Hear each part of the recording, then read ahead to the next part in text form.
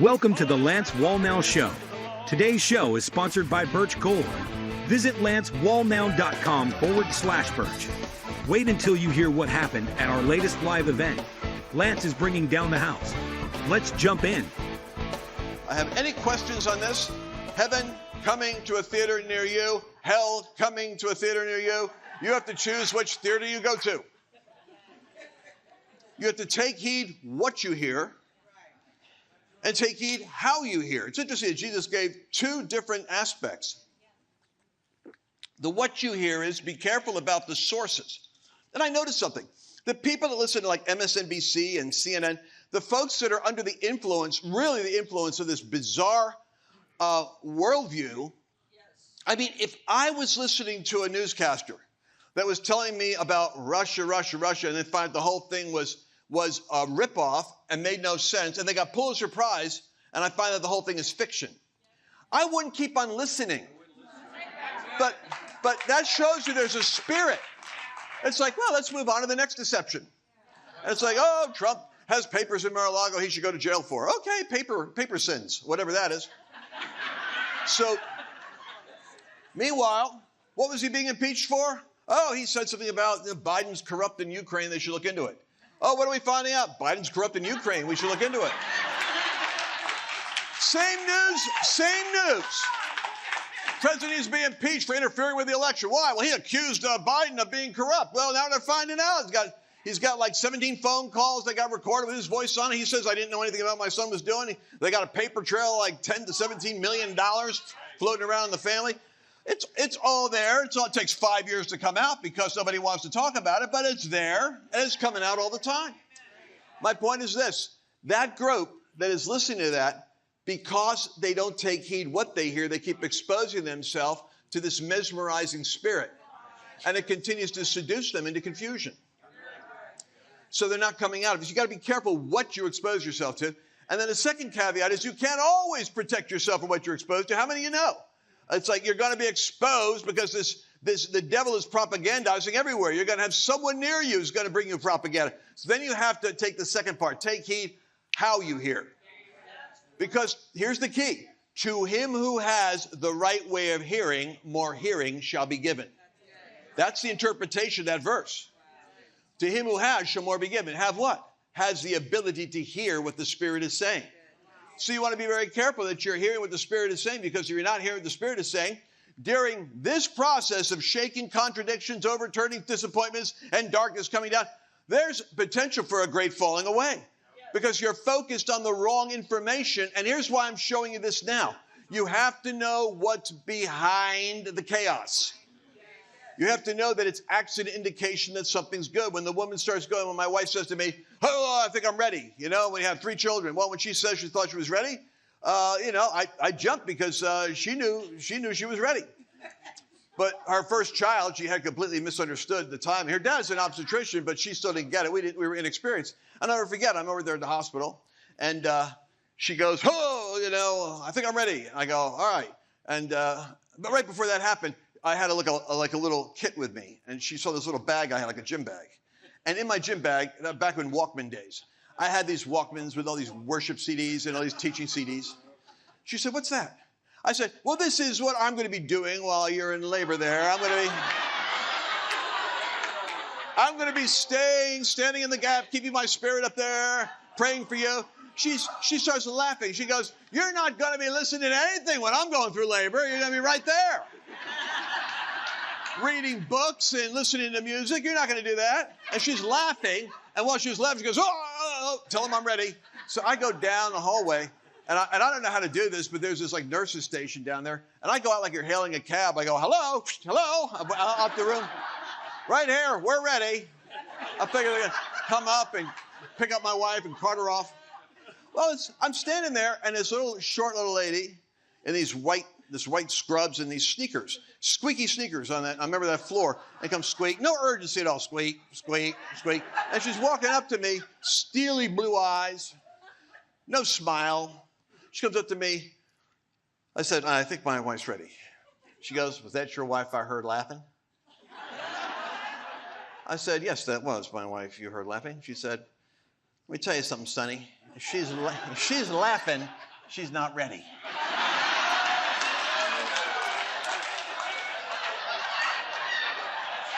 So I kind of walked backed into the room there, kind of like Roy Scheider in Jaws when he said we need a bigger boat. My wife goes, well, what happened? I go, well, she says we have a few minutes. She was right. When she was ready, she wasn't laughing. So this period of travail that comes upon the church, this period of, this agonizing type of prayer is good because it's the birthing prayer. We're living in the period of great contradictions. When Satan is being so forceful over wanting to exert his will. And we need a defiant church, not a compliant church. We need a defiant church. The Lord doesn't want you resigning yourself to defeat. He wants you contradicting the information. Does that make sense to you? So I'll show you what I mean. So take heed how you hear, for whoever has, to him more will be given. So you got to be careful how you process the unbelief of Christians and the flat-out deception of the unbeliever. Take heed, therefore, how you hear. Now, as I was reading this, I'm going down and I look at that. So it was when Jesus, that the multitude welcomed him, for they were all waiting. Behold, there came a man named Jairus. He was a ruler of the synagogue. He fell down at Jesus' feet and begged him to come to his house. For he had an only daughter, about 12 years of age. She was dying. And so there's this woman having this issue of blood that takes place. And Jesus perceives that virtue goes out from him. But the great point there is that Jesus wasn't trying to heal her.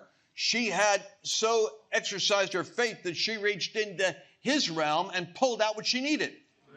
Now stop and think about that. This has nothing to do with whether it's God's will to heal you. Your faith can get to the place where you extract from God exactly what you need. I wanted to take a minute to talk about one of my great heroes of the faith, which is Mike Lindell. What's really cool about Mike is it's not just the pillow. It's the fact that the guy makes really cool products. For instance, I start my day off with my coffee. I had a cup of coffee the other day here in the office, and I said, no, I want that. It wasn't like Starbucks. It tastes better. And it was Mike's coffee. I said, what is it? They go, Mike Lindell's coffee. I said, my gosh, get a bunch of my coffees. Now, the best way to start the day is you put on these slippers, right? And have your My Coffee. If you've not worked with these slippers yet, I'm not kidding you. There's a special kind of a design that Mike has put into these with 4 layers of cushion with a solid sole and a fur interior. I call it my sip and slip strategy. I start my day off by slipping on my slippers and having a sip of Mike's coffee.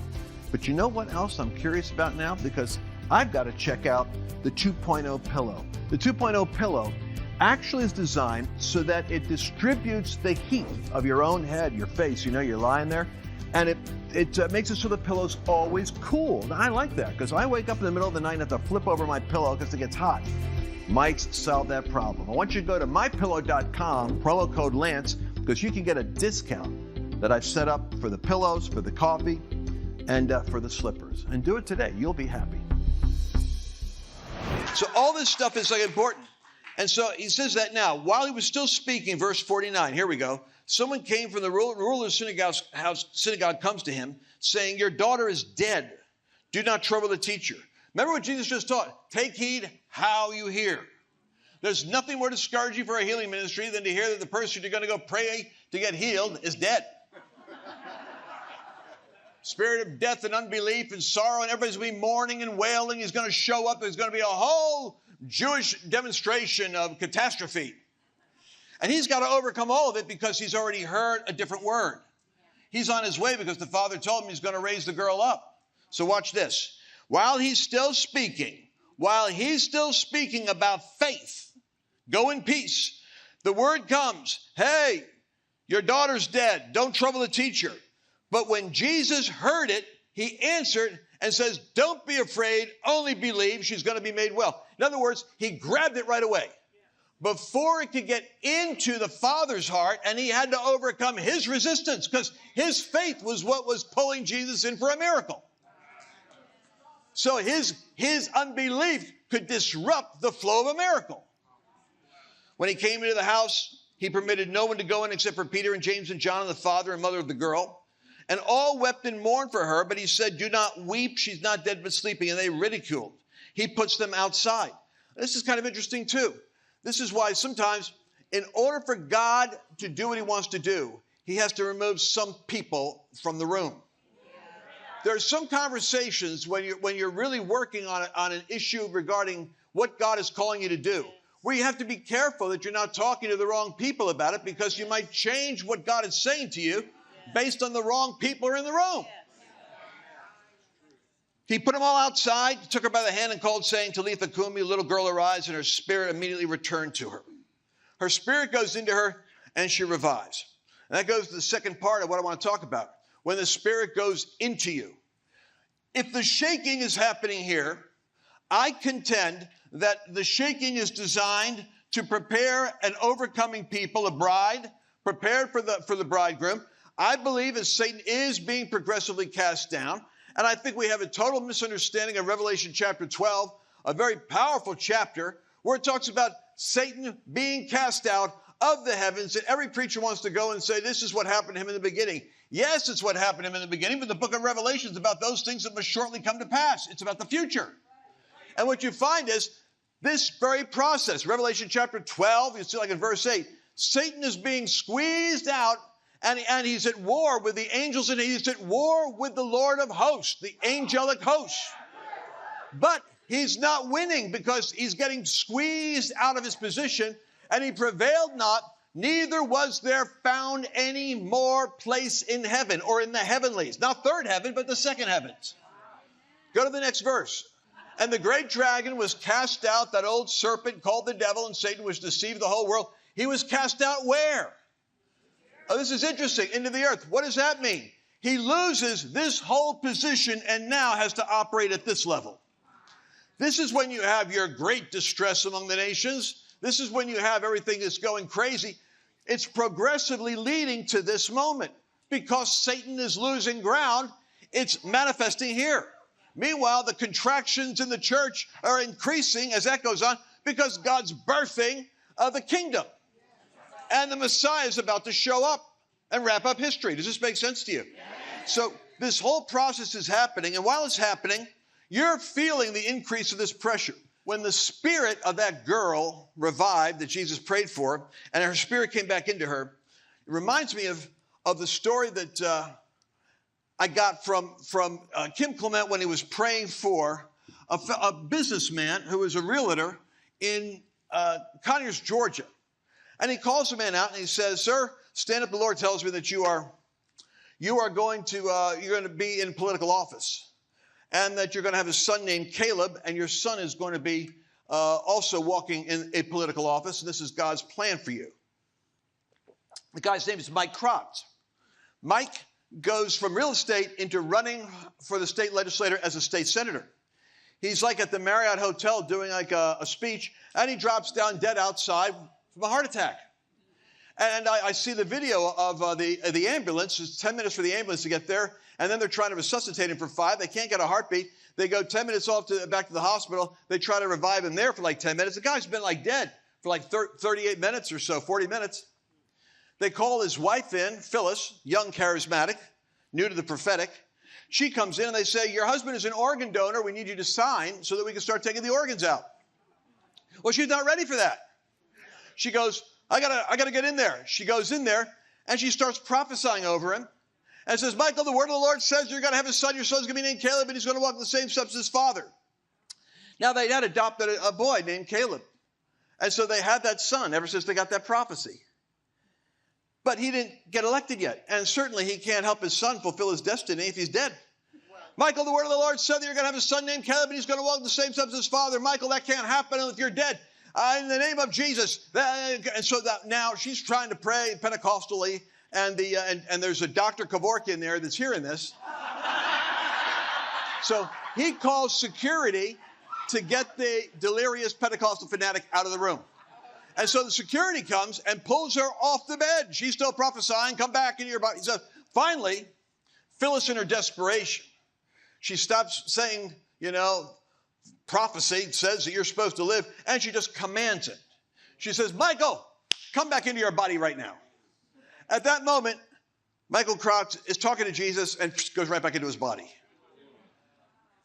And the story is like, he's revived. Nobody gets revived in 45 minutes of no oxygen with their memory intact, but he gets revived like 24 hours later, runs for office, and is elected for 4 different terms. So he would call me to talk to me about what he saw. And he saw these islands. And we talked about the islands and the mountains. He said, I saw these territories where God's people were standing. And as everything shook, these believers were standing in territory that could not be shaken. And Jesus showed me this lake with his people. And he was showing me that I had a calling to be in government, that I had an assignment. That when believers are doing their God-given assignment, they're standing in a territory where heaven wants to come in and invade it. And if heaven invades it, then it's an unshakable territory. And if it's shaking, then it's okay. It's just trying to shake you up, to shake out of you, whatever's shakeable. Does that make sense? See, he's always calling me. He says, Lance, it's 7 mountains. I'm convinced it's what God was trying to show me when I was up in heaven. You've got to get this. We got to get this message out. 7 mountains says this. If we're literally living in a period of time, put a little flag there. If we're living in a time where shaking is happening, then I know that Satan is coming down. It explains to me something. It explains why media is becoming weaponized by darkness. Why corporate America is being weaponized by wokeness. Why government is becoming fascist and accusing you of being a fascist. In other words, academia is becoming more militant and intolerant. I realize why darkness is increasing because, if you don't mind me saying so, the high places at the top of these mountains is not territory we focused on. Most of this church over here focuses on going to heaven or getting souls saved to come into church. We don't actually think about making disciples of nations, of going into the animation field of cartoons. We don't think about buying Twitter and making it a free platform. We don't think about a private real estate guy like Trump going in and saying, I'm going to interrupt the game and give it back to the people. So what happens is the church has this take heed how you hear and take heed what you hear. And we haven't had the right teaching for so long that Christians are right now escape artists. They're all Harry Houdinis. They either got their bug out bag and they're ready to go, for the tribulation. And in California, you talk to the dummies out there that why don't you vote? We don't vote because the sooner everything falls apart, the sooner Jesus comes back and we're going out in the rapture anyway. That's the logic of the church, which is extremely selfish if you ask me. So you're going to get out and everybody else is going to suffer. That's really benevolent. So here you go. You got the church here. You got family here. You've got education. You got government. You got the media. You have the arts and entertainment field. And then you got business. Each of those spheres has its own hierarchy of hell that occupies the high places. And I work with these 7 mountains. So if you're in the corporate world, it's different than the political world. If you're in the arts world, it's going to be somewhat different than the media world. What's the difference between the media and the arts? Media is supposed to be like the news telling you what reality is. Arts is supposed to be a suspension of reality to entertain you. Here's the point. Each of these spheres has a place where the gates of hell is located. And I've asked the average Christian, where's the gates of hell? Well, where do you think they really are? Well, they're up there in the spirit somewhere. Actually, the gates of hell are very interested in occupying those areas. Why do I know that? Because when Jesus was talking to the devil on the Mount of Temptation, and Jesus was there at that time, Satan said, all of this has been given to me, and I give it to whom I will. Therefore, if you'll bow down, you can have all the kingdoms of this world. He showed him all the kingdoms, and this is what you can say the sub-kingdoms are under those kingdoms. Jesus, and what the devil boasted was, it was given to me. Sorry about that. Your guy Adam, you created it for man. Man betrayed you, gave it to me. So why don't you and I work out a deal? Jesus didn't argue with him. It had to have been a real temptation, or it's not a temptation. He evidently had the ability, but the boast was he gives it to whom he will, which is why you have such warfare over a Supreme Court appointment, why you have such warfare over a presidency, because Satan wants to give it to whom he wants at the top of that. And God, if God's people are praying, has his own idea of who he wants at the top of that. Because what works here is the same principle that works in church, the power of agreement. And so you want to have the right people where the gates are located. All right, final thought. Jesus says, I will build my church and the gates of hell. So we're going to have my church. Jesus has my church over here. But he says the gates of hell will not prevail against it. Well, if you're over here, how do you deal with these things? Well, the truth is, you're supposed to go ye into all the world. For some reason, we thought go ye into all the world means just go and preach church stuff and build a wall. Which is why you have all this Sound of Freedom talks about sex trafficking in all these nations. And I promise you, some of them are 50% of the population go to church, and the cartels could care less because they're still running because the church isn't interfering with the cartels. They've got the corrupt business people in their pocket. But if you go into all the world, that means geographically you're in Mozambique, but then systemically you get into government, you get into business, you get into journalism. You get into animation and cartoons. So the point is, I will build my church and the gates of hell will not prevail. So I believe God's raising up a people that are going into these areas. Why? Because the gates of hell cannot prevail against the ecclesia, and the ecclesia only requires 2 or more, and I am in the midst of you. So if you've even got, first time I saw this, I said, Lord, this sounds like a heresy, crazy thought. Lord said, it's already in the Bible. It's even in the Old Testament. Lord showed me, in Babylon, Daniel has Shadrach, Meshach, and Abednego. He's got his Hebrew friends with him in the house. They were in charge of the Babylonian government. And they had a house church. That's where Daniel got the revelation of Nebuchadnezzar's dream. The Lord said, already, in the Old Testament right there, I showed my ecclesia at the top of the Babylonian government as an end-time proposition.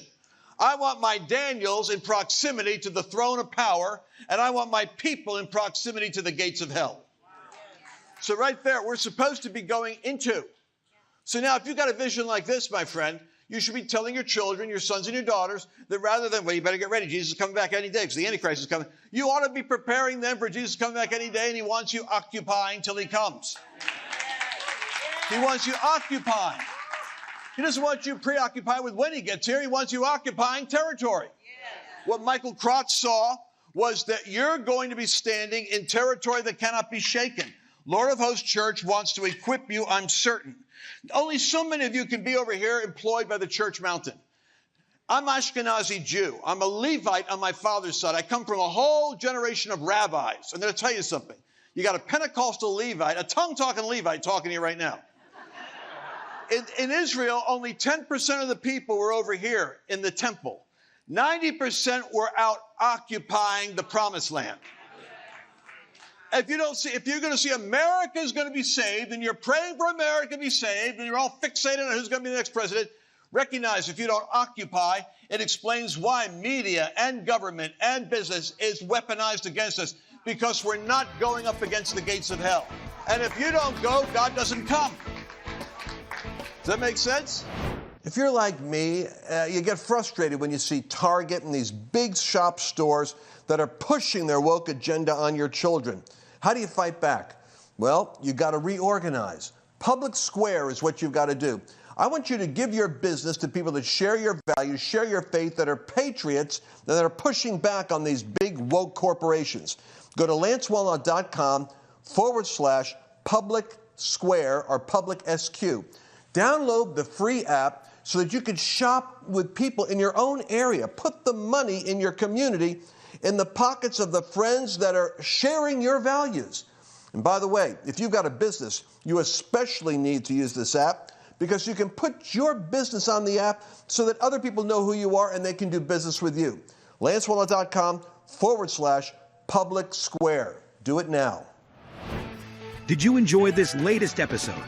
Please remember to share it with your friends, because the more knowledge you have, the better equipped you are to navigate the world.